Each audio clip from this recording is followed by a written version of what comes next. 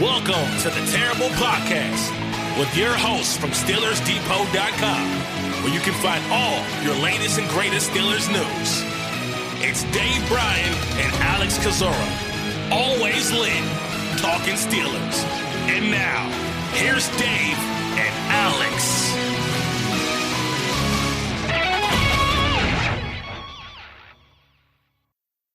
Welcome to the Terrible Podcast, Season 13, Episode 133. He's Dave Bryan. I'm Alex Kozora, SteelersDepot.com. Thanks for being back with us here this Monday, Steelers Nation, as the Pittsburgh Steelers get ready for their first set of OTAs beginning tomorrow on Tuesday and running through Thursday. It was a pretty quiet weekend overall, Dave, until the Ben Roethlisberger podcast dropped, and a lot of things to talk about from that. Yeah, first and foremost, happy belated birthday to you, the big 3-0. You're on the other side now, and you wake up with any additional pains or anything?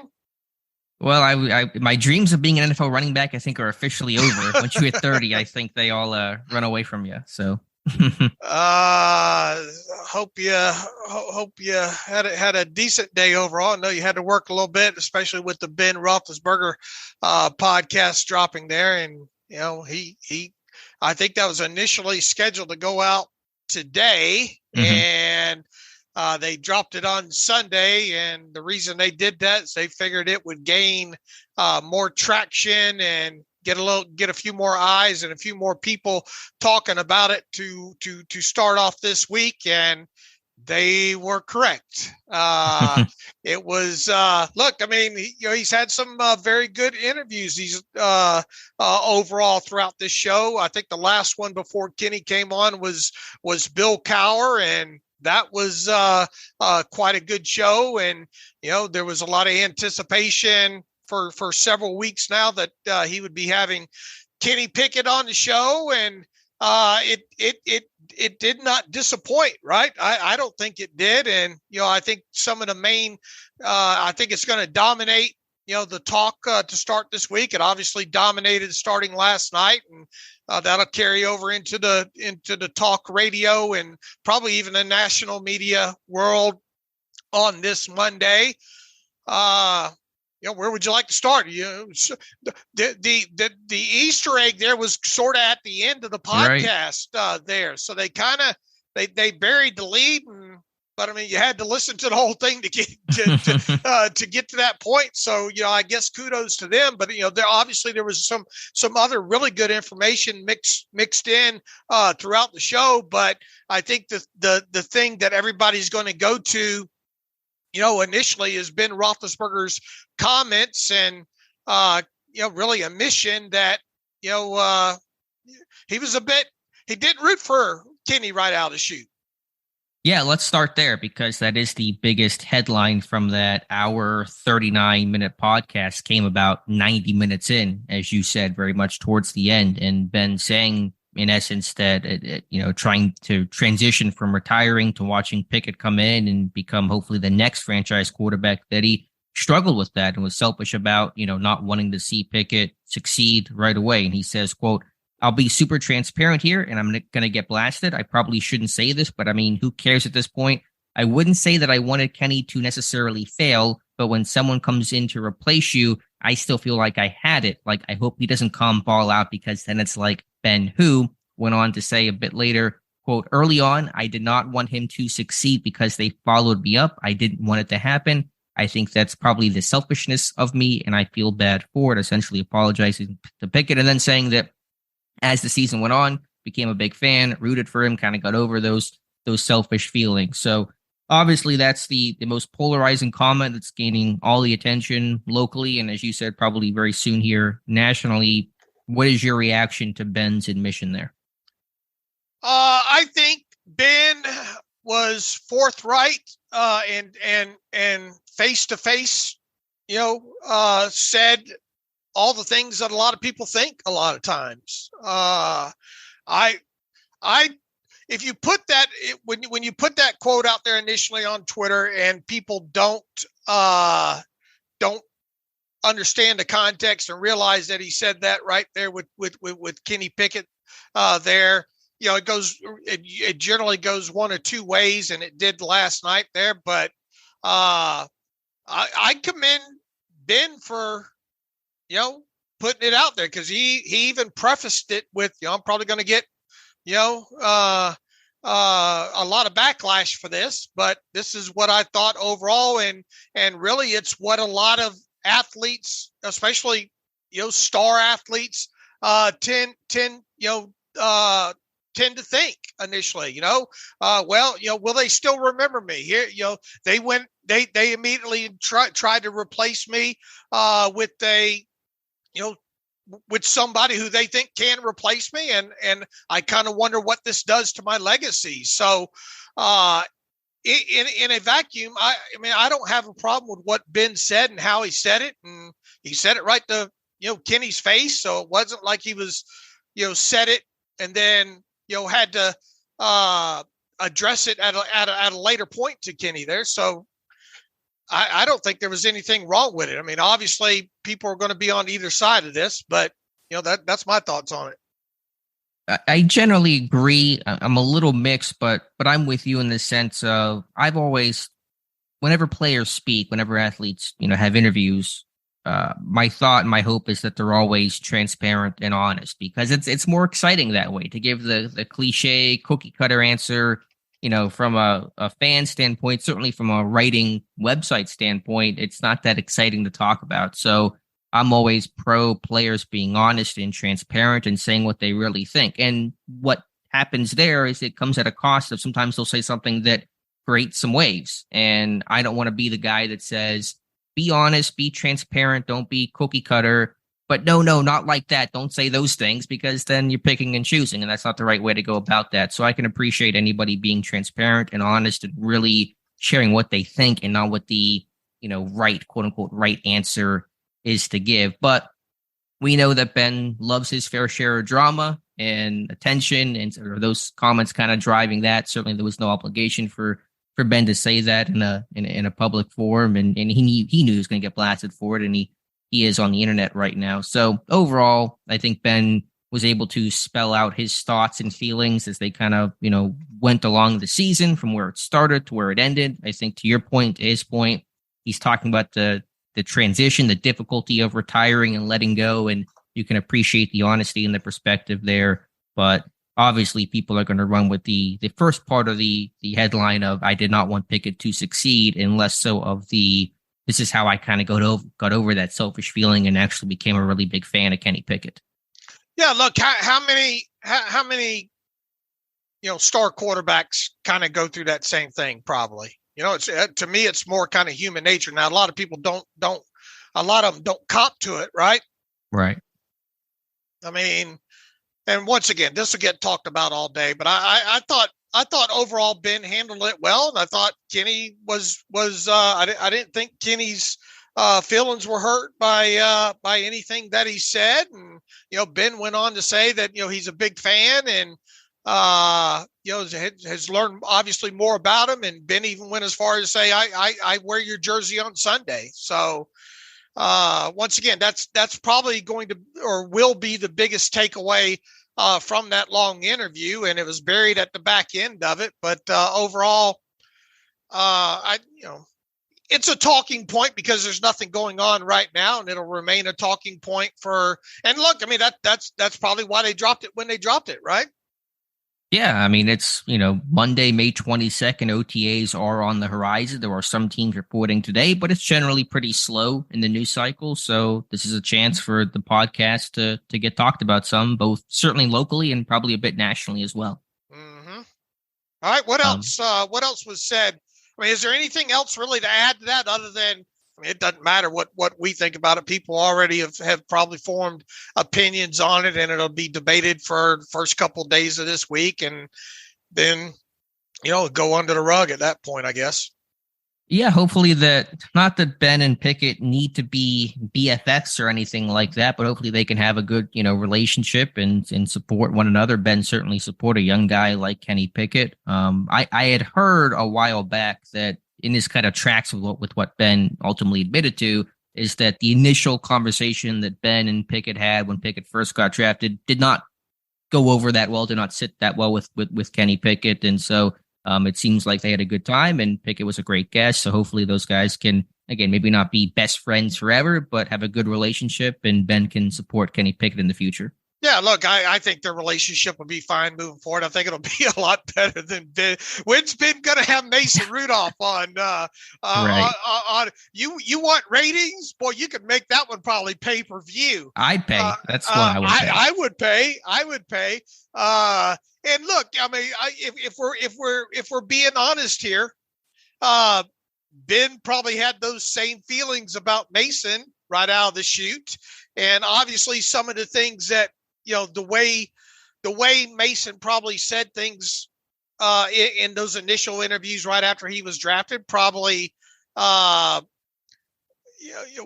the time they got written about and back to Ben, Ben probably didn't. Ben said, "Who's this guy think? Who's this guy think he is? Coming in. Mm-hmm. I'm not done." But I would imagine Ben went through the same exact feelings. I know he did. Same exact feelings, and that probably got that relationship off on the wrong foot, obviously. And I don't think it ever recovered from that. Now the situation with Kenny is it's all these years later, and Ben's obviously no longer playing and that kind of thing. But I mean, to some degree, there are a little slightly different feelings there. But I would imagine that Ben thought the same thing when Mason, and look, he, in so many words, he didn't think the team should have drafted a quarterback back then. It should have Right. spent the third round draft pick on a different position that probably could have helped that likely would have or could have helped the team immediately there. So will we ever see Mason Rudolph on the Footballin podcast? Probably not, but and then obviously Mason was on an interview this past week and talked about how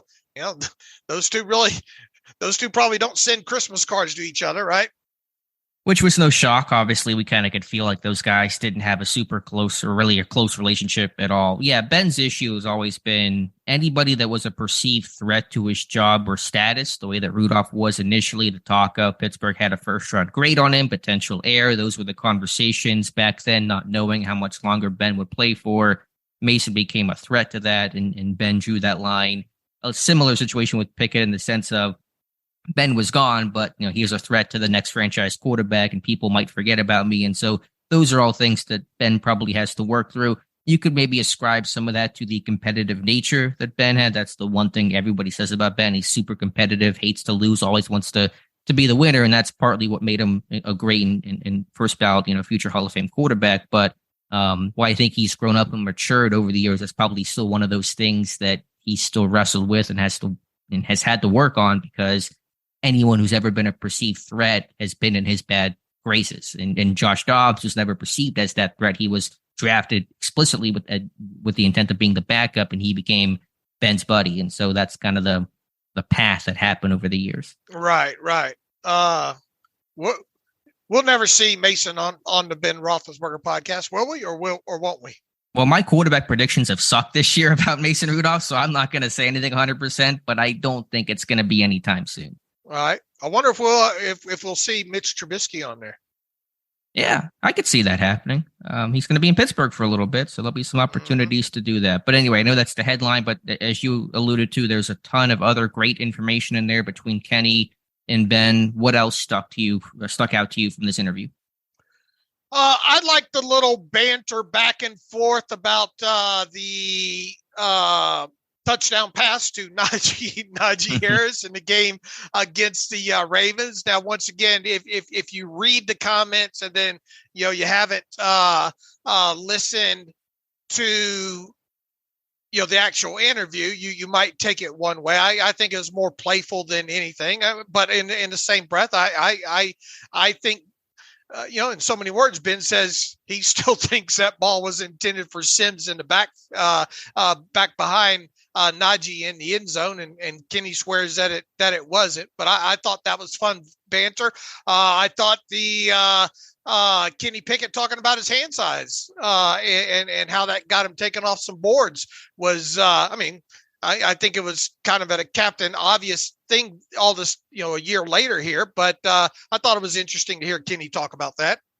It was. And I know that in some respect, people are tired about the hand size talk, and that dominated Pickett's draft journey last year. And we're not here to litigate.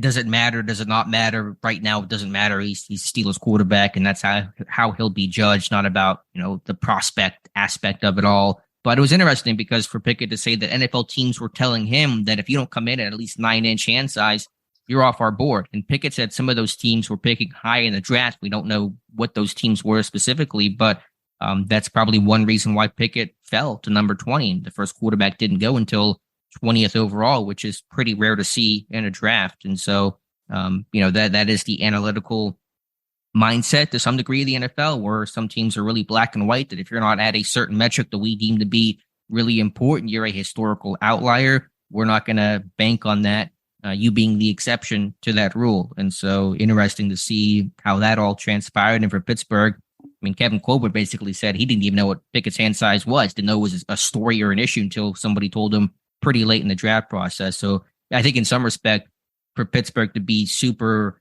anti-analytics under Colbert probably worked in their favor of not judging Pickett harshly based off of one hand size metric. Look, we talk about metrics all throughout the pre-draft process, right? Sure. It's all pieces of the puzzle. Right. And it's not surprising that some people, or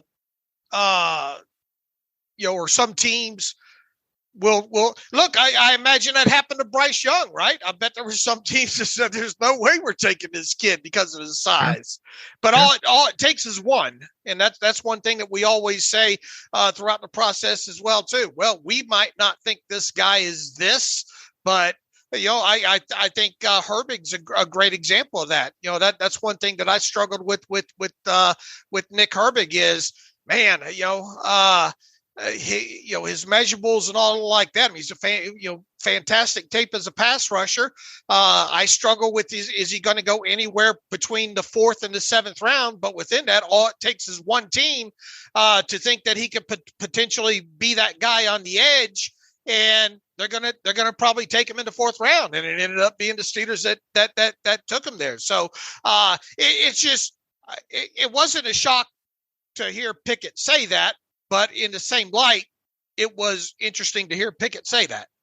Yeah, and it just talks about the draft process and why he wore that splint on his hand. And I know I wrote about that whenever Pickett did the pivot interview with Ryan Clark and company, and I got some pushback there. Why are you talking about that stuff? Stop talking about hand size. I just wrote about it from the intrigue of it, of the lengths a guy would go to try to become the best prospect possible. I thought I felt a little validated because Ben seemed kind of interested by, Pickett actually doing that, and all for that 1/8 of an inch that he got for his pro day. So I thought it was just interesting from the aspect of, and Pickett said this, you want to be a top draft pick and teams are saying, we need you to do this. I will do whatever it takes, big, small, even things that are unusual and maybe kind of silly sounding to be the best prospect I can be to NFL teams, which to me just shows actually the competitive and want to win, want to succeed nature that Pickett has, that all good quarterbacks must have to succeed in the NFL. Boy, that wearing the brace and all like that. Wow. I bet I tell you what stuck out too, and it's nothing new. And I've talked about it quite a bit since he was drafted as well too. Just that interview on the Roethlisberger podcast was just another example of just how poised and, if you didn't know any better and was in a coma for 3 years and came out of it, and watched that interview and was asked, well, what year do you think this quarterback is in? I think most people say, man, he seems like he's been in the league 3 or 4 years or something like that. He didn't seem nervous at all. Not that he should, just a podcast, but it was just another instance for me of the guy's very mature. Talked about his wedding and talked about being an older quarterback, and they were joking with him that he was at Pitt for 8 years, but he got a gig back with saying I was 6 years old when Ben was drafted, that kind of thing there. So I think that in and of itself was a takeaway. But once again, it's not like we learned anything new about Pickett, because he's been poised from the day, from draft day and on there. So, and I thought another interesting aspect of that interview was, Ben asking him what his process is coming off the field, related to, good plays and bad plays. And Pickett said that, not so much worried about the good plays, although he looks at them at some point to see, why were we able to get that? Was it a busted coverage? Was it a double move? Is it something that, all the things that you would think that they would look at, especially in game there. But, he made a point to say that, I want to see when I come off the field more so the negative plays to see, was there something I didn't see and didn't expect? Did they just, read something I did or whatnot? And that makes sense as well, too, because, why wouldn't you want to learn from your mistakes as soon as possible, when getting off the field there? And Ben, in turn said, yeah, look, I was pretty much the same way. Show me the negative. I'll worry about the positive, later there. So I thought that was a good, a little bit of good insight. Once again, not stop the presses type kind of stuff there, but I like hearing that kind of stuff. I know you do as well, on top of it. And, talking about his relationship with Mike Sullivan and obviously the other quarterbacks in the room, and says Mitch Trubisky's like having another coach in the room. So I thought there were several good takeaways from that. Sure, it's always good to hear somebody's thought process and how they think about things and work through things mid-game. I wasn't terribly surprised by that. I imagine most quarterbacks are wired that way, where they're focused more on the negative than the positive, and just the positive. And Ben kind of mentioned this. There's more pageantry that comes along with it. You're celebrating, you're high-fiving, all that kind of stuff. When you throw an interception, there is no celebration. You're immediately coming off the field, and you're trying just to go out there and see what happened, because you're going to be back on the field. You don't want to repeat those mistakes. So good to see. It's the right philosophy to have of let's focus more on the negative, how we can correct things instead of getting too comfortable with these successes. We'll celebrate these successes end of the game after hopefully winning the game. But it's the right mature approach for still a pretty young quarterback. Yeah, I agree. What else? What else did you take away from that? And those were kind of the major things. Pickett saying all the right things about excited about the offseason, the team adding depth with the offensive line, adding Darnell Washington. Pickett saying, "quote We did a great job in terms of how this offseason roster has been built." Wouldn't expect them to say they did a bad job, and obviously I think they built this roster well. But Pickett, kind of his first comments on this offseason since Omar Khan really began retooling and reshaping this roster. Yeah.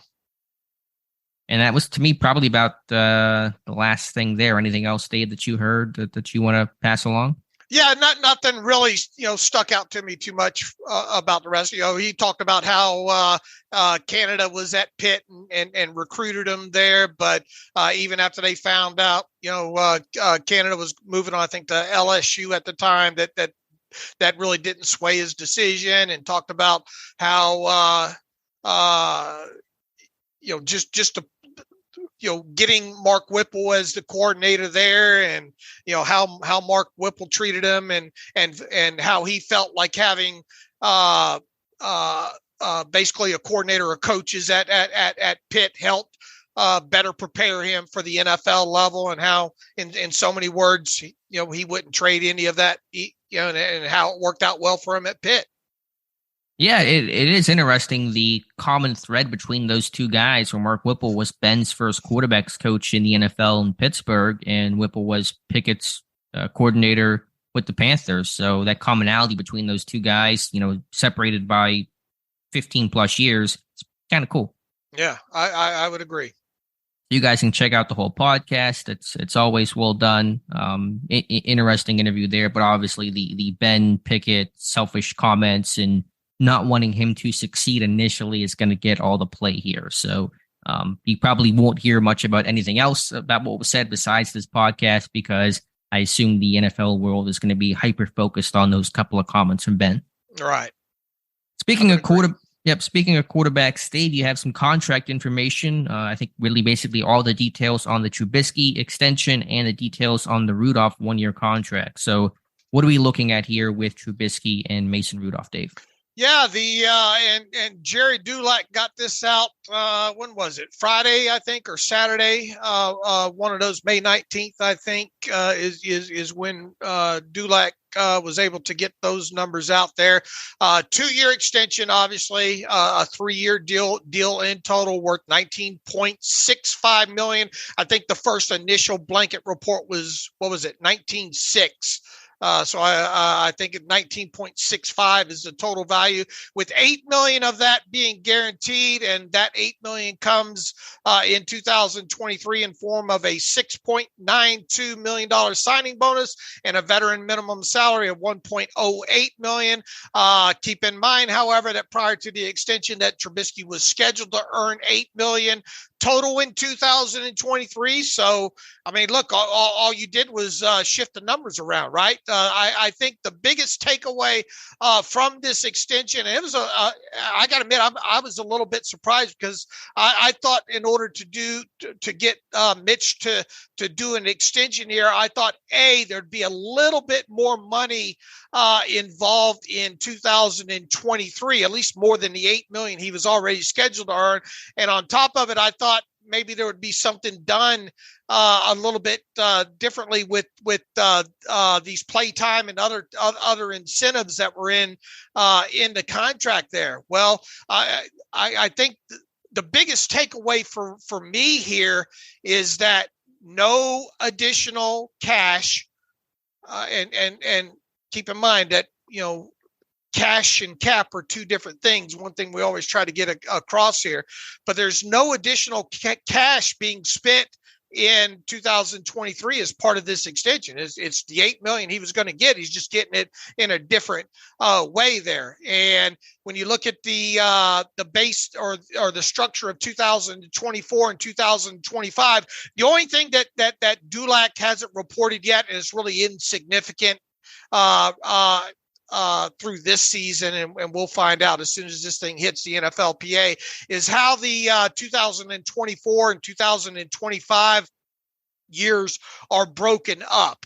He's scheduled to earn $5.25 million total in 2024. He's scheduled to earn $6.4 million total in 2025. The only thing we don't know is how much of that is base salary in each of those years, and how much of that is roster bonus, because that's one thing Dulac says as a combination of base salary and roster bonus. I would imagine probably in each of those years, it's probably $2 to $3 million in roster bonus in each of those years, with those roster bonuses obviously being due in the start right after the start of the new league year in March. Now, what that ends up doing, basically, the way I look at this extension right now, Alex, now that we have the numbers on it, is it's a 1-year, $8 million deal with 2 option years tagged onto it. And you basically have to buy the option with the roster bonuses in each of those years overall. So I think it's yet another hat tip to Omar Khan and company, because once again, you don't have any additional cash laid out in 2023 to get this done. And look, I mean, the plan obviously is not, the initial plan is not to walk away from Mitch Trubisky next March, but you have the option to do it, and you can actually save a little bit of cap space in the process, because right now it looks like Trubisky's cap charge for 2024 will be $7.556666 million in 2024, whereas if you cut him before whatever roster bonus is due, you would have a hair over $5.6 million in dead money. So you would, there's a little less than $2 million before roster displacement to be saved there. And once again, you don't go into this with that being the plan, but at least you do have an out, unless. And now here's the thing that we don't know. And I wouldn't imagine that this would be the case. I wouldn't imagine that they fully guaranteed that 2024 roster bonus, right? I mean, they could have. I doubt it. They absolutely could have, but it generally, when they do these kind of lower level 2-year extensions like that, that's not the case there. But look, you have them under contract now through 2025. It didn't cost you any additional cash outlay in 2023 to get that done. And the other interesting thing about the incentives here, we don't know exactly, haven't seen them written, but I mean, we have seen them written up in Trubisky's previous deal that he signed from Albert Breer and all. And I'm willing to bet those incentives look, pretty much the same as far as thresholds of percentage of playing time and like, what was it, Pro Bowl, I think, or All Pro. I forget what the other extra money was in there, but it doesn't look like, or it doesn't, at least my initial takeaway is probably those followed the same pattern as what they previously were. Pittsburgh's loving these roster bonuses. Is that kind of a newer trend, or am I just losing track of history in terms of them putting these roster bonuses in? Yeah, well, the thing is, you don't have really a lot of history with kind of these lower level things. You had kind of like the Cam Sutton deal, right? That lower level two-year extension. I'm trying to remember if the Joe Hayden deal. Yeah, Okorafor had roster bonuses, and it was a bigger deal, but he's got roster bonuses, right? Yeah, he's got them in his as well too there. So, but the thing is they're not guaranteed though. So, right. And what that does for the player is it gives them, at least it gives them the ability and it forces the team to make the decision with them by a few days after the start of the new league year, and not just hold on to them, throughout the summer and them kind of miss the market, if you will. Right. No, I think it's a good thing for both sides, but also for the team, so they can kind of evaluate and have that option, but be able to decline if they want to. But I'm saying is this 5 years ago, was Colbert and Khan doing roster bonuses at the rate they are now with some of these not mega type contracts? Oh, I'll have to look back, Alex. And once again, I don't think there's been too terribly many of them. We'll have to go like the Ramon Foster deal, I guess. Let me see if I can pull those up. Or even did Darius Green get a roster bonus, especially with some of the medical that obviously ended up burning the team? I don't know, Mike Mitchell's contracts, which is a little bit differently structured, longer term deal, but I'm just curious to see if this is more of a newer thing where Pittsburgh's kind of said, all right, let's use these roster bonuses as kind of a pay-as-you-go type structure, or am I just misremembering due to time and not remembering what the contracts for Ramon Foster was structured like? All right, I'm looking back at 2019 in March on Ramon Foster, and let's see, I'm not seeing any roster bonuses in that. Now, that was just a 2-year deal there, and he was a free agent at the time. Who was the other one? Mike Mitchell? Yeah, and that one I think was like a 5-year deal, I think. So that was maybe but he was an outside free agent at the time too. Sure. I'm trying to think of maybe some of these guys that were re-signed. What was Cam Sutton? Let's see if I can pull that. I know. I can't pull it up. Okay. Find it right away. Well, anyway, but we're certainly seeing a lot of that now. I don't know if that's increased or not, but we are seeing that. I think it's a good structure to have to kind of give this team some roster flexibility, and just, you never know what's going to happen a year from now. So I'm all for that. And yeah, I mean, credit to Omar Khan, but the name we have to probably mention more and more when it comes to contracts is Cole Marco, who Omar Khan confirmed with the Pat McAfee show that Khan is not super involved with some of the contractual stuff. A lot of that's been passed on to Cole Marco, who got hired a couple years ago when Pittsburgh lost Samir Suleiman to Carolina. And Marco is only 31, but has worked his way up. And I'm sure Khan still jumps in and still guides. And when it comes to the big deals like Highsmith this summer, I'm sure Khan will certainly be pretty directly involved. But I think Cole Marco has to get a shout out for kind of being this team's new cap guy. Yeah, for sure. And once again, that was another great takeaway that we learned, in that interview on the Pat McAfee show there. The other contract, Mason Rudolph. Now, Jerry Dulac says this is just a 1 year, $1.08 million deal, and that's obviously the minimum base salary there when it comes to Mason Rudolph and his credited seasons there. The way Dulac framed that's total value there. And if indeed that's the case, that means no signing bonus, not even 152,500 for Mason Rudolph there. And on top of it, this would be a veteran benefit deal, which comes with a reduced cap charge there. So you want to talk about and we'll know for sure once this one hits. The NFLPA is so far behind right now, and it's probably not unusual with all these draft picks getting signed and all like that. In fact, this morning their latest update only included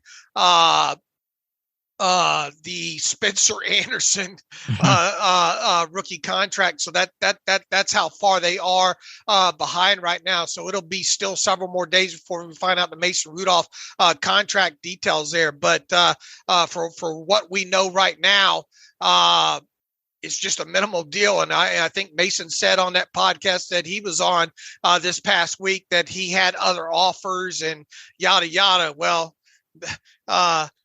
and look, I thought this would have been at least kind of one of those 4-year veteran, 4-year benefit deals that we've talked about in the past that would have at least not cost the Steelers more money, but would have put a little bit more money in the pocket of Mason Rudolph. But evidently that didn't even happen. So this guy got the as little as you can get for a guy with his credited seasons in the league. Yeah, bare minimum contract for Mason Rudolph, which really just speaks to the total lack of market. I know on that Steel Here podcast that Rudolph mentioned other teams had interest, maybe to some small degree, but obviously there's a reason why he kind of came back hat in hand to Pittsburgh and is going to become this team's clear number 3 to start the year. And that's because there really were no other opportunities or anything even remotely interesting for him to go chase. So you see that contract and again for Pittsburgh to be able to run back its quarterback room with Kenny Pickett in year 2, Trubisky, that solid number 2 guy, and then Rudolph as a quality number 3, top to bottom. You feel really good about that room. I was going to say build, but basically just found a way to maintain. Here's one thing I would like to get Omar and Cole drinking the truth serum on. The Mason Rudolph deal came out first, right? Or at least leaked first. Yes. And then it was. I see where you're going with this. A day later, or a day and a half later, the Mitch Trubisky deal gets done. I would like to know what kind of leverage play, if any, was this just a timing thing? To me, it is quite curious, though. Did they get Mason to agree to his deal and turn around and say, Mitch, look, we got Mason back under contract now. This is what we would like to do with your contract. And, this is what, hint, this is what we'd like to do with your contract. Yeah, you put your tinfoil hat on there on a Monday. My thought was that they go to Mason. I tend to wear that a little bit way too tight, and it turns my face red, because of it. But because of the time, and it's a bit curious to me. I kind of had the opposite thought, but I like your direction there. I wonder if they went to Mason and said, Trubisky's a free agent after this year's contract expiring. You sign into a 1-year deal, but maybe something happens next year, and then boom, day later, Trubisky signs his extension. Like I could see them kind of screwing Mason Rudolph over one last time. I don't know, but either way, you're happy with the moves his team made. And especially it'd be one thing if Mitch ended up getting more new money in 2023. I don't think you'd be able to look at it that way as easily. But with it basically, and like I said a few minutes ago, with it, I essentially consider the Mitch Trubisky deal a 1-year deal with 2 option years tagged onto it. With it being that way, I am a bit curious of if there was any leverage used within all that with Mason. Maybe, because I'm still trying to figure out how Khan convinced Trubisky to sign the extension for 2 years and for Mason to return to be in street clothes all year, barring an injury. I'm just trying to figure out the conversation. What magical words is Khan using to get these guys to agree to, I think, these pretty team-friendly type deals? Here's the thing, though, that would kind of be maybe a counter argument to my tinfoil hat. If they said, look, you don't want to take this deal, Mitch, we're going to cut you. And look, this is all just me speaking out of class here. Could Mitch have found a team to give him $8 million in 2023? Basically, could Mitch have found that same deal as a street free agent in the latter portion of May? A 1-year deal for $8 million? No. With the cash. Could he have found a 3-year deal totaling out what this one totals out at? That would have included $8 million with signing bonus and base salary in 2023. Could he? No chance. No chance. Okay. I mean, do you disagree? I'm just saying that would be a counter argument. At this point of an offseason, could he have found a team to give him a $3 million deal, give him the same $3 million, or give him the same 3-year deal with a 6-point whatever signing bonus? And look, his cap hit would have been a lot cheaper too, because Mitch's, and that's one thing we didn't cover, was the cap savings with the Mitch Trubisky deal. The Steelers, as part of this deal, freed up a little over $4.6 million. Now, the reason his cap charge would have been cheaper with another team is because Mitch still had previous proration from his last deal that's included in this one, there. So you would be looking at Mitch Trubisky, had he been cut and then signed, let's say, the same deal with another team, his cap charge with them would have been a hair over $3.3 million. Okay. Yeah, I don't think he would have gotten that deal elsewhere. Okay. And it goes back to once again me saying, I wonder how much leverage was used in here, because quite honestly, when I drew this thing up back in February, I thought surely Mitch is going to want a little bit more than $8 million in 2023. And I think I had it at, I don't know, not between 9 and 10 or something like that. I had a similar kind of deal. In fact, I think I had the deal. I think I had him as part of the example that I threw out there, something like $18 million on a 2-year extension for the 3-year total. And then he ended up getting 19.6.5. So it's pretty close overall. It's just I had it structured where Mitch got a little bit more money in 2023. Yeah, no, you were really right on the money to me. But yeah, I think overall Trubisky just wanted that illusion of security, some sort of commitment, and realizing that, my free agency market. And honestly, you made the point on Friday that maybe he looked at Mason and said, it's not going too well for Mason out there. Do I want to put myself in that position next year, or kind of take what I can get right now? So that might have been Trubisky's calculation of, let's just, kind of accept my role, accept my situation. And if I do that, I can make still some pretty good money. And again, Pittsburgh has a good history of paying out those contracts. And so you're not terribly worried about getting cut anytime soon. And look, Mason had it against him too, because he didn't play any snaps last season. So sure.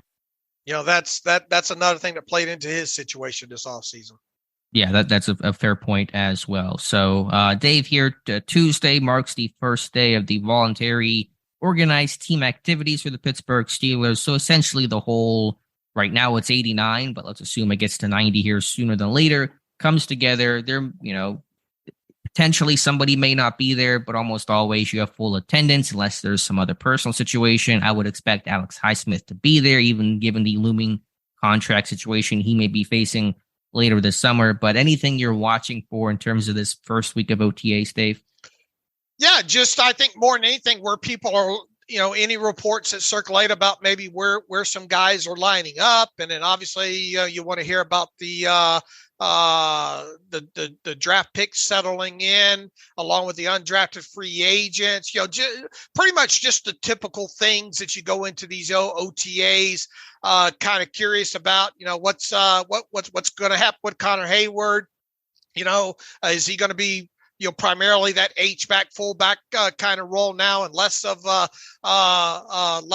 a kind of tight end, even though you can still kind of split him out. You obviously want to hear about Calvin Austin III coming off of that injury, right? And get reports of him looking like he's at full speed. What's going to happen in the slot, right? Will they show any hands at what that might potentially look like on defense there? I don't think we expect guys like Cole Holcomb to be moving around all that. I would imagine that Holcomb's going to be out there, but I would think that they've already said that they're going to kind of limit him a little bit coming off the foot, and maybe even Calvin Austin to some degree. I think. And Allen Robinson, what happens with him? And Allen Robinson, a good point on him, because another one coming off of a foot injury. So I think overall, you hope to get reports about the injured guys moving around okay. You want to get reports about who's lining up where, kind of things. And, overall, you obviously want, these next 3 weeks of OTAs and week of mandatory minicamp to end with no serious injuries. Sure, that's always the big thing, or any suspensions, because according to ESPN's Adam Scheffler, the NFL is investigating a potential second wave of gambling-type allegations. Details are light, obviously not directly implicating any Steelers, but he's just throwing that out there that there could be more league-wide suspensions when it comes to some NFL players. And so hopefully that does not affect the Steelers team, because NFL has a very heavy hand when it comes to gambling. But yeah, for OTAs, when it comes to that gambling thing, how far in advance do you think teams know about this kind of stuff? Because the Lions probably didn't know too far in advance, right? Because they turned around and cut a few players, right? Yeah, although I think if you cut a guy before the news breaks, it's kind of, okay, why are they doing this? And then you'd rather do it once it becomes official, and then the whole football world understands why you're doing what you're doing. I'm sure they have some notice how far in advance. They probably know that there's an investigation happening. They may not know in terms of finality and in terms of actual punishment until maybe right before the whole world finds out. But yeah, I imagine there's some lead time, probably not a ton though for teams in terms of actual final conclusions and decisions made by the NFL. Because I think when it comes to gambling, those decisions get made and they are pretty swift, and the NFL is not going to try to hide publicly this information. Yeah, look, it's a hard lesson to learn this way. And Mike Tomlin on the Rich Eisen show, basically said they try to get all this stuff across as early as they can. Yeah, and there's nuance to the rules, like even because Williams got suspended not for gambling on the NFL, but he was gambling on other sports inside the team facility, which you also cannot do. It's a 6-game suspension, not a full year, but that's a nuance in the gambling rules. All right. What were your extended thoughts about OTAs? Sorry. Yeah, no, it's okay. It's always tough for me to think about what I'm looking for, because I know I can't be there, and I'm kind of itching to get my own thoughts, my own eyes on things in training camp in just a couple of months from now. Usually I just want to hear about health and a little bit on kind of where players are lining up. So as you mentioned, Connor Hayward, what's his usage and role? Is Herbig floating between outside, inside linebacker? How is Calvin Austin being used? Marvin Leal, where is he getting most run at to start? Those kinds of things. It's not a situation where I'm really going to, if I was even there, you're not going to really evaluate super critically, because it's still, shells and they're not hitting, and it's not really a true football type environment. There's some baseline stuff to learn about, especially with new guys and rookies. But for me, I kind of take this as who's healthy, who's working, where are they working, to kind of set that foundation for what to expect and think about for training camp. Yeah, I agree. And look, there's obviously going to be some guys that probably aren't, that might not be there, especially the first week, right? And, who knows what's good? Who knows if did Cam Hayward show up at early at the last one last year? I'd have to check. I think so. I mean, he's pretty team first guy. I mean, he might, occasionally get a day off. Yeah, I think Deontay was missing some time. He did show up to some degree, but with the contract situation, I think he missed maybe the first week or so. Okay. And it is voluntary. So, I mean, they are allowed to do that. There is no obligation, but we expect this to be well attended with, the majority, if not every single person there. And again, I mean, do you expect Alex Highsmith to be there tomorrow? I would think he would be. I think so too. And will he work much? Maybe he'll kind of be more of a bystander on the sideline, not wanting to risk injury in a spring OTAs. That may be possible. But I think he will be in attendance. Yeah. And as we mentioned, I when it comes to Highsmith, now, I mean, you would be surprised if they don't get a deal done with Highsmith by week 1, right? Yes, I'm expecting a deal to get done. Then I guess, and I felt the same way for a while. I think the most curious aspect about Alex Highsmith now is will it happen, a couple weeks even before training camp gets underway, the way Omar was able to get Minkah Fitzpatrick. To me, I think this is pretty cut and dry with Alex. You think? I think it's kind of tricky where you're going to slot him, though, because it's not like TJ or Minkah where it's top of the market and everybody knows kind of where that number is going to be at. I think it's tricky with Highsmith. I think it's been, and I cheat because I've got 2 years of cash flow that I've learned to work around. I mean, have that. If this was year 1 of the 3-year cycle, I might feel a little bit, or I would feel differently as far as my thoughts on it being cut and dry, but the cash flows lines up perfectly, at least in my eyes, of a neighborhood where I would call it more kind of cut and dry with him. And look, we know this team and guarantees, and that might be the only gray area when it comes to this is how much, if any, past the first year that might, I think it's probably less about the new money average and the first year cash flow. I think I would speculate that it's less about that. And I think more the conversation moving forward, assuming they've had at least some groundwork conversations at this point, would be guaranteed money past the first year. And I would think that the Steelers are going to try to hold serve with he's not, top 1, top 2 in the league, and that's where we draw the line at the at the guaranteed money in the first year. I would expect the Steelers to hold serve on that, and I would expect Alex Highsmith's side to push for guaranteed money, fully guaranteed money past the first year, but at some point. I think Alex wants to be there. I think the Steelers want him there. I think everybody knows that. I think, especially if it's just a 2-year extension, which I'm expecting that to be, that I think they get together pretty quick on this. So quite honestly, I'm expecting this to get done before training camp. Because you do wonder about the Holden. I think Highsmith potentially would go that path, just seeing TJ do that, 2 years ago and seeing Deontay do it last year. I wouldn't blame him if he did either. No, I don't think fans should either. They will, but I don't think they should. Yeah, no, I support the Holden. I get it. But I think some of those details in the structure makes this. That's what I mean when I say it's not super cut and dry, because there are those. You could have agreement on 95% of a contract. If that 5% you can't get to, you're gonna have an obstacle for a while to be able to, before you can finally get this deal done. So I think there are some of the devil in the details about this Highsmith deal in terms of structure and, what's going to be fully guaranteed that they're going to have to work out, that I don't think is as clean and as, because with TJ, like, I know Pittsburgh held out, but we knew they were probably going to break precedent on that TJ deal because he's TJ Watt. With Highsmith, it's a little bit, I think, trickier situation to walk. And with Minkah, they had no. Basically, their hands were, the Steelers' hands were tied because of the moment that TJ signed his deal. Minkah was the happiest man. Right. And that's probably why Minkah still got done so early last year, because there wasn't a whole lot of pushback. Pittsburgh lost their leverage. But with Highsmith, he's not Minkah, he's not TJ. So, but they're going to try to argue that, obviously, because he just came off a great season. Yeah, I imagine that conversation is going to be pretty short, though. And look, at some point, will that precedent have to come down with the Steelers? At some point. Yeah, I just don't think Alex Highsmith's going to be the one to kick it down.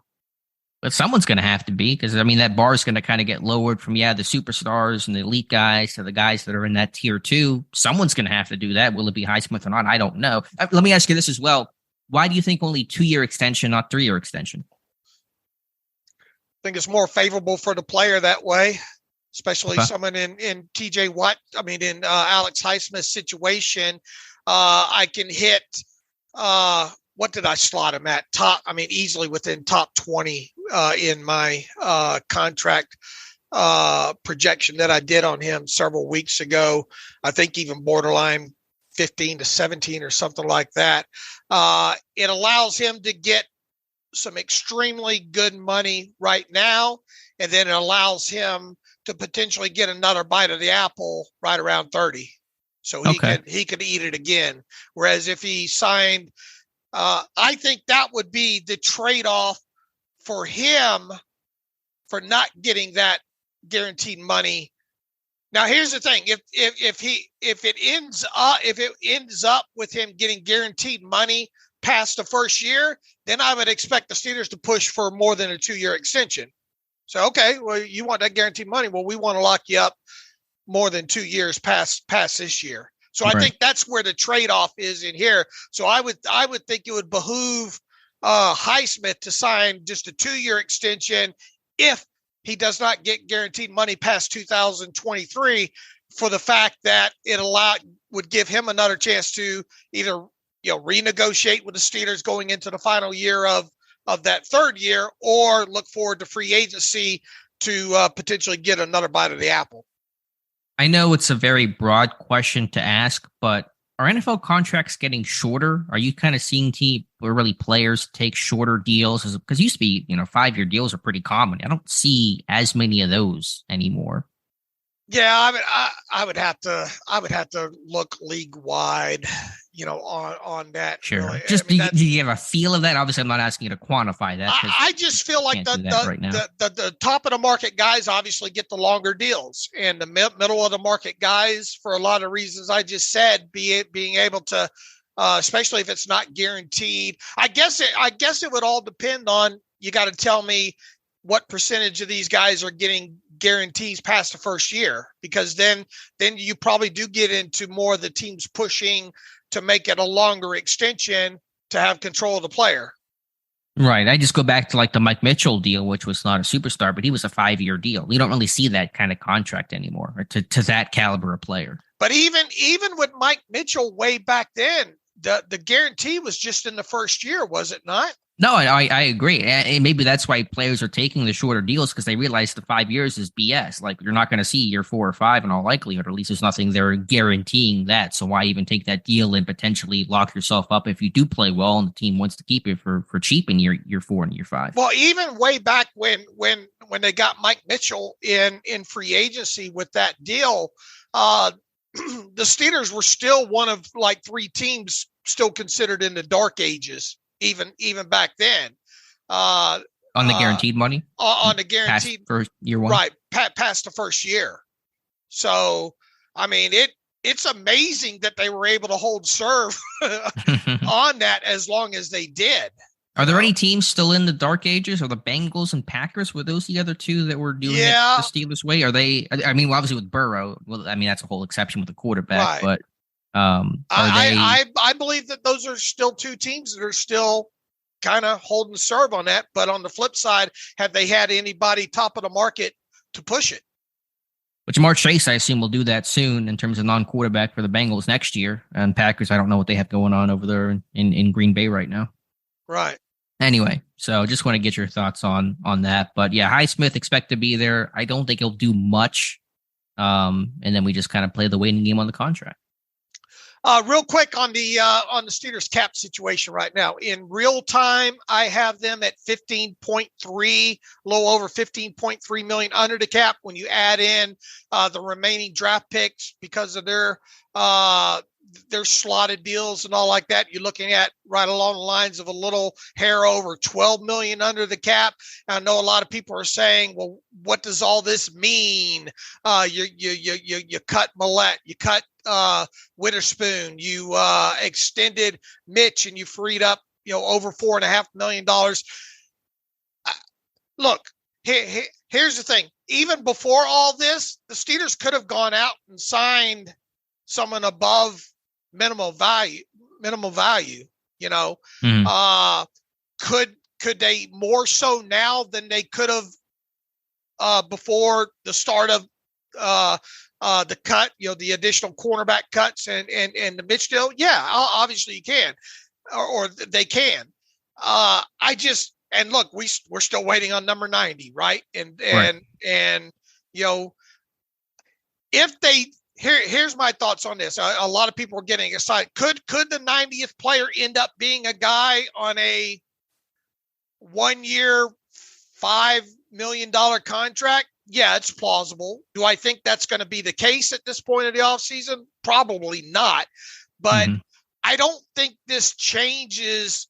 I think all of this was kind of in the plans anyway, if they could get to this point, especially, man, they drafted 2 cornerbacks. I mean, how long have we been talking about? We didn't think the Millette thing was going to come, Right, which seems to be more Millette driven than team driven. Right.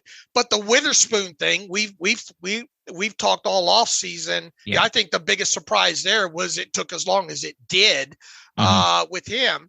And as far as the Mitch Trubisky thing, I mean, obviously, we started the offseason wondering if Mitch would even be here. But, I mean, once Art Rooney II and Omar Khan said what they said by the end of the combine, how could you not be resigned to the fact that – and I wrote that post about Trubisky possibly getting an extension right after Khan said what he said at the combine because, I had good reason to at that point. There. So I don't take the Mitch Trubisky extension as a huge sign of something coming. I just think that this is something that they thought that they might want to get done this offseason that would help them fit this puzzle together that they ended up getting done. Now, yeah, what stay tuned because as soon as we get off this podcast, they'll probably announce the 90th player and then this will all be evergreen, but I guess what I'm getting at is I'm not expecting, a 3-year, $18 million contract to come in for a linebacker, an outside linebacker or something like that. They could. There's nothing said, but here's the thing. They could have probably done that before all this. Sure. I mean, they had Quan Alexander in and he left. I don't know why he left. Usually it's money, financial related, issues, but yeah, we'll just see what number 90 is, and it's probably more likely than not to be a, Dylan Cook type of player, a low-level, guy that was cut from a rookie minicamp or something like that, or an XFL type player, than it is going to be a bigger name like a Van Noy or Alexander or somebody like that. But stay tuned. We'll wait and see.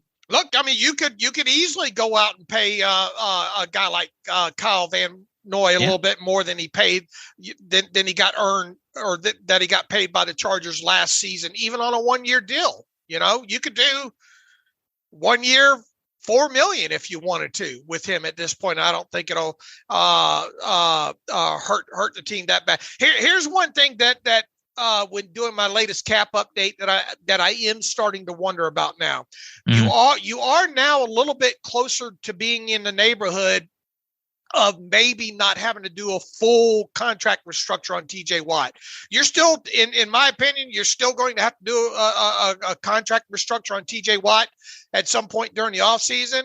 It's just now you are kind of in that neighborhood of maybe because of the forthcoming expenses all being kind of projected. Maybe you're in the neighborhood of only having to do like a half a restructure on him. Okay, so not needing to take his base salary down to the minimum basically and turning that into a signing bonus and prorating it. That's what all of these moves in these last couple of weeks, I think, has got me kind of I do believe that the team is in the neighborhood of maybe not having to do a full restructure on TJ Watt. Okay, that's good. That's a good thought. I hadn't reconsidered that, so fair point by you. All right. All right, Dave. I wrote this morning on Steelers Depot for Monday. Always try to find something interesting as a conversation piece for a Monday article. The Omar Khan report card. Short, sweet, to the point type of title. Basically just an overview of the offseason. I know that more moves could come, and one will happen as his team finds number 90. And so there may be more thoughts later this year into the summer. But the things I like, things I didn't like about Omar Khan's first offseason, obviously overall, I'm pretty happy with it. You probably, listeners and readers will yell at me for nitpicking some of the negatives here. But in terms of the positives, I really think this team having a better understanding of who they want to be, how they want to win, their identity. Pittsburgh may have been trying to do that a bit the last 2 years, but not to the degree, not to the level of commitment or really teeth to the plan to what Omar Khan and company have done this year. Being able to retain the quarterbacks and Trubisky and Rudolph, I thought was surprising and good moves overall. The draft day trades of sending a fourth-round pick to get Broderick Jones and then trading back to recoup that fourth-round pick. It's good draft day maneuvering by him. I thought also, and people don't talk about this much, but I thought Kevin Colbert's greatest quality and trait was his humility. I think Omar Khan is as humble of a man as Kevin Colbert is and was as Steelers GM, because he's a guy that's not looking to take the credit or get his name out there. He just wants his team to win and build a really good roster. And then just doing that through every avenue, through signings, through trades, waiver claims, XFL guys, tryout guys, the whole gamut of how you can acquire players. Khan and company have done that. And I just like to see that in terms of how you build this roster out. Well, if there was one thing I could say right now, you could change that Omar Khan did this offseason, what would it be that you did that you did not like? Well, this goes into the negatives in the next part there, and I guess if there was one thing, it would be I wish they would have changed the undrafted free agent model and spent more money on these UDFAs. Okay, that's my thought. All right. In terms of other things, in terms of where I'm not super crazy about it, and again, happy with the offseason overall. The inside linebacker room, I just kind of feel like I understand overhauling it. I'm good with that, but. Did you really get better? Did you just kind of move things around? Is Landon Roberts and Cole Holcomb going to be long-term pieces? I'm kind of doubtful of that. I really think at some point you got to draft and invest in that, because the Pittsburgh Steelers built through the draft and stopped going through this revolving door of veteran free agents. The list is getting kind of absurd at this point. Again, critiquing even if Omar Khan says there's no way we're going to do the partial base salary guarantees, okay, fine. Just spend your whole signing bonus cap. It's not that much more money. It's like 90 grand more. You can certainly do that and you're going to be okay. So I don't know why they don't at least spend their allotted signing bonus cap. I think there are some medical risks they took this year that we don't talk about that much with Robinson and Holcomb and, Washington and Trice. Not that they're super incredibly scary or sketchy things, but there's kind of a bet on these guys medically being okay, and a bet that Pittsburgh's lost a couple times over the years, and Brandon Boykin, Ladarius Green, most recently William Jackson. And then this one is kind of probably more controversial, even in my own head, but just the idea of, being countercultural. We're going to build this bully ball, a run first team. That's going to make you a competitive team. Is it going to be able to be enough to beat the Mahomes and the Josh Allens and the Burrows of the world? That's kind of the calculation that Pittsburgh's taking. And at some point, they're going to probably have to really put a bit more trust and faith into Kenny Pickett instead of trying to build this more conservative, handed off a bunch type of approach. I understand where they're going, and I get it, but there is kind of a risk that comes along with that. Let me ask you the question that I asked the guys on the round table the other day. I don't think I asked you to answer this, but still the project. And look, Vegas is Vegas. It all depends on what kind of action they can get on both sides of this. But why would you tell people to bet the under on 8.5 wins for the Steelers in 2023? Yeah, if you made me state the case for why they may not be as successful as some people think, I would just say quarterback play. If you put Kenny Pickett and you ranked him among AFC quarterbacks, I don't know where exactly he would slot in, but it would be closer to the bottom than towards the top. And I'm excited about Pickett in the year 2 jump, but obviously the AFC is just all the good quarterbacks, sans Jalen Hurts, play in the AFC. And if you had to rank the AFC North quarterbacks, I would put Kenny Pickett 4th. Now, Deshaun Watson's a bit of a wild card, and people can have differing thoughts on Lamar Jackson, but I would put it Burrow, Jackson, Watson, and Pickett. Doesn't mean that Pickett can't be a good quarterback and get better and maybe, leap one of those guys, but that's kind of where things are probably starting right now in quarterback play. You can have a great roster overall, but if your quarterback can't win some of those tight moments, it's going to be a hard path to succeed in. So you just kind of wonder, do you have the firepower offensively to win, or you're going to try to score 20 points a game and try to win these things all 20-17? It's a tough model to sustain. All right. Your birthday just came. You got a card from your mother with a nice, crisp Abraham Lincoln $5 bill in that bad boy. And you want to put it down on the Steelers over or under 8.5 here on May 22nd at 11:15 Eastern time. Were you putting that Abe Lincoln at? Well, thank you, Mom. Shout out to Mom for the $5 bill. Appreciate that. Yeah, I'm going to take the over. Here's my concern, and I'm not giving a final. I hate the win-loss stuff, and I'm not thinking about that stuff that much right now. But my concern is that Pittsburgh is going to be a better team in 2023 than they were in 2022, and still end up at like 9-8. Just from a record standpoint, where they're going to be a better, stronger team, but just given the difficulty of the AFC North, the AFC at large, and just maybe will you get on that hot streak to go 7-2 over a stretch again? It's tough to replicate. They could be a better team, end up still sitting there at 9-8, scratching and clawing and hoping things break the right way for them to get a 7 seed in the AFC playoffs. Yeah, I'm hammering the over right now as well too for a lot of same. Now, if you put that at 9.5, are you taking the over the under on that? I think that's a more interesting question than 8.5. Where I sit right now, I think this team, I like the chances of them winning 10 games, I think, based on the schedule and all like that. Obviously, it wouldn't take much, a key injury here or a key injury there to kind of maybe change my opinion. And who knows, once we get to training camp and the preseason.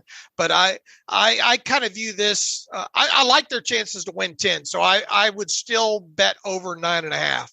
Okay, I wouldn't have the confidence that I have on over 8.5 right now. Sure. I'm with you. That's a fair point. So any final thoughts here, Dave? Anything that we missed, again, from the weekend besides Ben's podcast and the contracts of these quarterbacks? Pretty quiet, but it will pick up here as we're going to get some interviews and some information about OTAs that run Tuesday through Thursday this week. All right. I think we mopped the floor pretty good there. All right, Dave, let's get to some reader emails and close out today's show. All right. Kudos to Alex on Mark Gorsak from Paul Brown. Dave and I just want to give kudos to Alex for his wonderful salute to Mark Gorsak in his terrible take a few days back. Many fans, including myself, don't have the time to look into the behind-the-scenes staff and their importance and impact on the team, and it's great to have a source that gives us an insight. No other podcast took the time you guys took to gracefully see off an important figure in Steelers history. I'm glad you did. So kudos to you from Paul Brown there. Seth Bergstein said, hello, fellows. Regarding Calvin Austin, I typically hear folks say he can be the jet sweep or quick screen guy or whatever.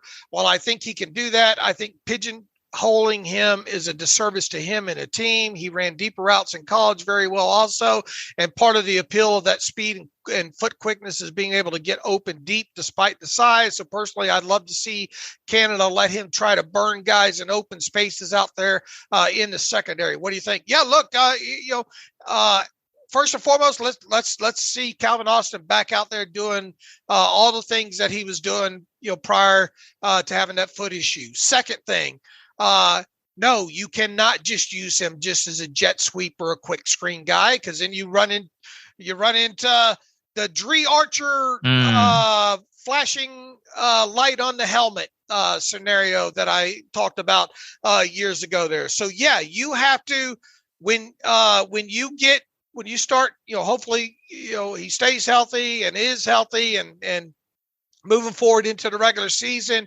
you do have to use him as an all situation kind of guy. And, one thing I think that's still, and look, here's the thing.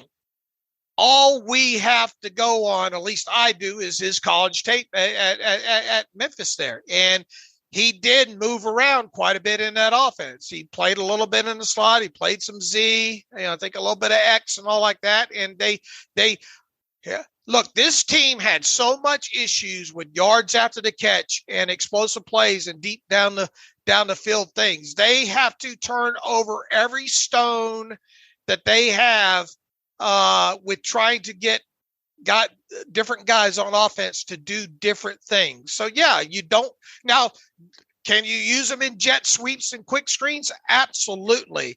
But you also have to, let defenses know that you're not afraid to use him as an occasional Z or a guy out of slot that'll run the slot fade or streak down the middle of the field, those kind of things there. So, and I don't think they will. Hopefully, they don't pigeonhole him, because I think if you do that, and if that ends up being all that he is, then every time he comes on the field, people are going to be hollering screen or sweep and all like that. So I am very interested to see if they can utilize him in all situations.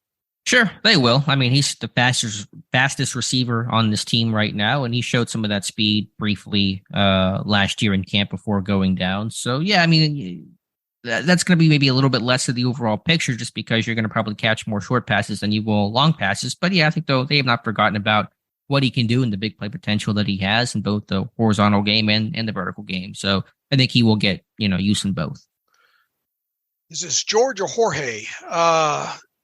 Right, saying, Dave and Alex, how in-depth medically can teams go into on pre-draft visits with prospects? Can team doctors put their hands on them?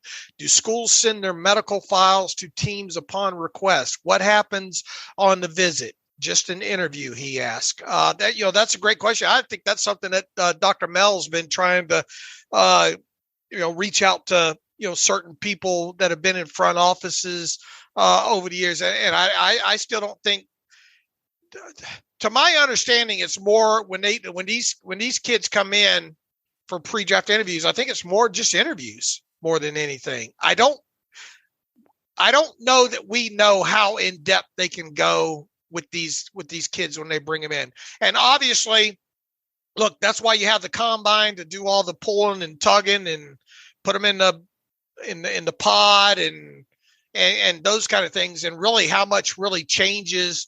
I mean, a guy could obviously get injured between then, but yeah, I guess if I don't know if there are extended medical concerns past the combine. I don't know just how much team doctors can put their hands on them. That would probably be a question if we ever get like a Mark Gorsak or Kevin Colbert or one of these guys on the inside end that we have to make sure that we would ask. Yeah, I don't want to give an answer because I don't know for sure. I thought maybe you could do something medically with the guy. Obviously, I think the visits are more about interviews, meeting with positional coaches, kind of getting a vibe for who you are and a feel for how you fit with the team. I mean, yeah, at the combine, you have, medical checks. There are medical rechecks at India as well. So typically about a month after the combine, anyone with like obvious injury concerns. So for example, an Andrew Voorhees potentially, or somebody with, that was flagged at Indy or is recovering from something, they're going to go back to the combine to Indianapolis and get rechecked there. So there is extra due diligence done on some of those clearly medical guys right before the draft begins. But what about guys that don't go to the combine? Can't you bring them in for a visit to be able to check them, at your own facility? I mean, Chandler Zavala, for example, who was a big combine snub, he had back concerns. And so, you can't look at that guy medically. I mean, I don't know, that doesn't seem right. So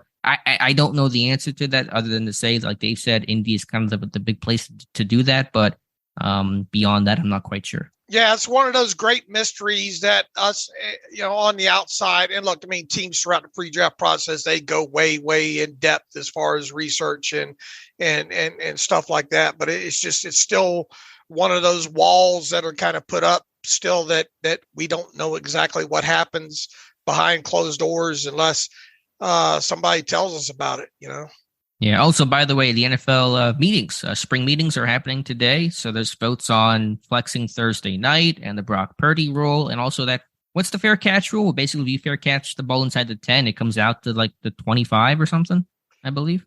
Yeah, I think that's the way it's kind of laid out there. I hope that one does not pass. That would be terrible. Yeah, I think there's some element that you still want, special teams to matter, I think. Yeah, I mean, for punter's sake, you love that. It's so fun to watch a punt get down at like the 1 yard line. If you can fair catch that without a consequence to it, then you're almost never going to see that kind of stuff unless you just get a really good roll. Right. So it'll be interesting to see what comes out of those meetings. I think where are they? Minnesota?